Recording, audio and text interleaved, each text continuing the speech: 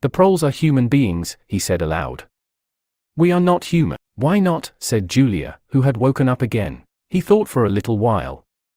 Has it ever occurred to you, he said, that the best thing for us to do would be simply to walk out of here before it's too late, and never see each other again? Yes, dear, it has occurred to me several times. But I'm not going to do it, all the same. We've been lucky, he said, but it can't last much longer. You're young. You look normal and innocent.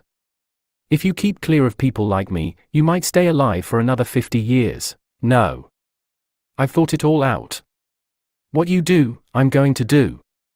And don't be too downhearted. I'm rather good at staying alive. We may be together for another 6 months, a year, there's no knowing. At the end we're certain to be apart. Do you realize how utterly alone we shall be? When once they get hold of us there will be nothing, literally nothing, that either of us can do for the other. If I confess, they'll shoot you, and if I refuse to confess, they'll shoot you just the same. Nothing that I can do or say, or stop myself from saying, will put off your death for as much as 5 minutes. Neither of us will even know whether the other is alive or dead. We shall be utterly without power of any kind. The one thing that matters is that we shouldn't betray one another, although even that can't make the slightest difference. If you mean confessing, she said, we shall do that, right enough. Everybody always confesses. You can't help it. They torture you. I don't mean confessing. Confession is not betrayal. What you say or do doesn't matter, only feelings matter. If they could make me stop loving you, that would be the real betrayal. She thought it over. They can't do that, she said finally. It's the one thing they can't do. They can make you say anything, but they can't make you believe it. They can't get inside you. No, he said a little more hopefully, no, that's quite true. They can't get inside you. If you can feel that staying human is worthwhile, even when it can't have any result whatever, you've beaten them. He thought of the telescreen with its never-sleeping ear. They could spy upon you night and day, but if you kept your head you could still outwit them. With all their cleverness, they had never mastered the secret of finding out what another human being was thinking. Perhaps that was less true when you were actually in their hands.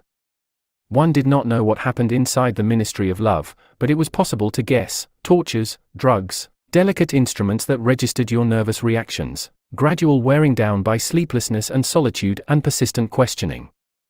Facts, at any rate, could not be kept hidden. They could be tracked down by inquiry, they could be squeezed out of you by torture.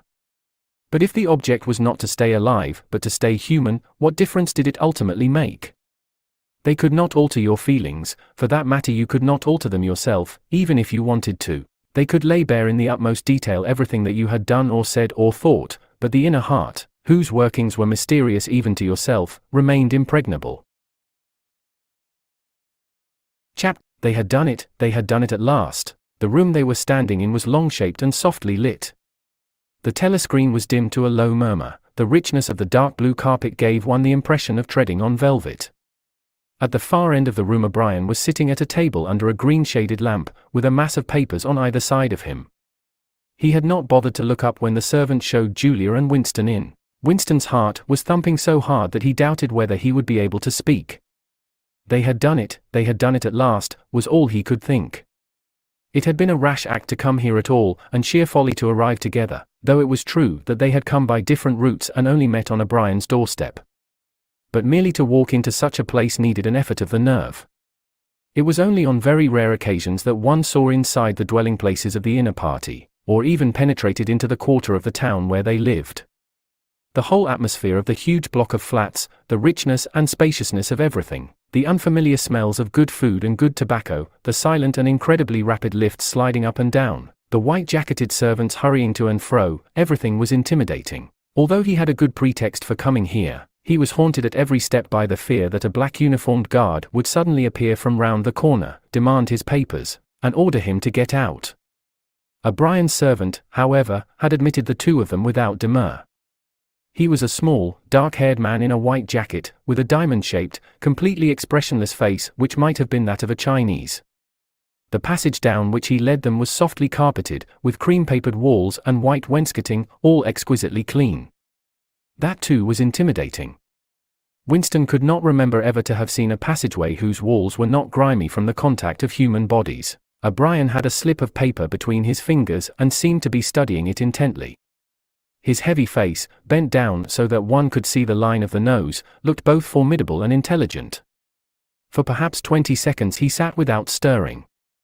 Then he pulled the speakwrite towards him and rapped out a message in the hybrid jargon of the ministries. Items 1,5,7 approved full wise stop suggestion contained item 6 double plus ridiculous virgin crime think cancel stop unproceed. Construction wise anti-getting plus full estimates machinery overhead stop end message. He rose deliberately from his chair and came towards them across the soundless carpet.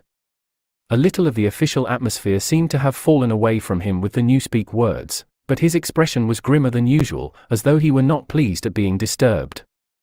The terror that Winston already felt was suddenly shot through by a streak of ordinary embarrassment. It seemed to him quite possible that he had simply made a stupid mistake. For what evidence had he in reality that O'Brien was any kind of political conspirator?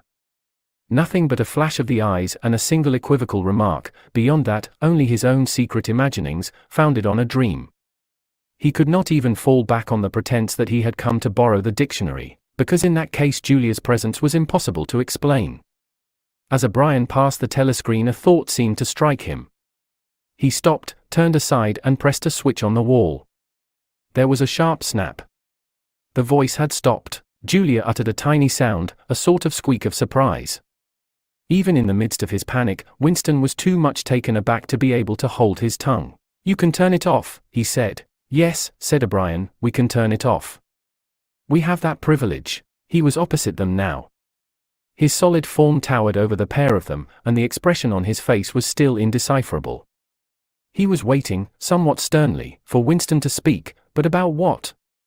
Even now it was quite conceivable that he was simply a busy man wondering irritably why he had been interrupted. Nobody spoke. After the stopping of the telescreen the room seemed deadly silent. The seconds marched past, enormous. With difficulty Winston continued to keep his eyes fixed on O'Brien's. Then suddenly the grim face broke down into what might have been the beginnings of a smile. With his characteristic gesture O'Brien resettled his spectacles on his nose.